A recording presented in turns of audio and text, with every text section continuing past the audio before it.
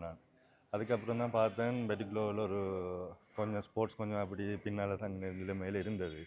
அப்போ நான் பிளான் பண்ணது எந்த ஊர் தான் இது இங்கே செய்கிறதுக்கு பிளான் பண்ணது. அப்போ கொழும்பில் இருக்கிறத இங்கேயும் செய்யலாமென்று நான் பிளான் பண்ணி இப்போ வந்திருக்கிறோம் ஸ்டார்ட் பண்ணுறதுக்கு. இப்போ வந்து பார்த்தீங்கன்னா ஐடா ஸ்ரீலங்கன் உமன்ஸ் கிரிக்கெட் டீம்ட பிளேயர். ஸோ சொல்லுங்கள் ஐடா, எப்படி நீங்கள் இந்த ஃபியூச்சர் கிட்ஸ் ஸ்போர்ட்ஸ் அகாடமியோட ஜாயின் ஆகினீங்க? நான் வந்து பெட்டிக்லோவில் வந்து நான் சின்ன வயசுலேருந்து எனக்கு ஸ்போர்ட்ஸ் விருப்பம். என்னால் வந்து நேஷ்னல் லெவலில் வந்து அண்டர் 19 அந்த இதில் வந்து தான் என்னால் போக முடிந்தது. இதே நான் வந்து சின்ன வயசில் வந்து நான் ஒரு பழகி இருந்தேன்னு சொன்னால் அது நான் வந்து சின்ன வயசுலேயே நான் வந்து நேஷ்னல் டீமில் அச்சீவ் பண்ணியிருக்கேன்.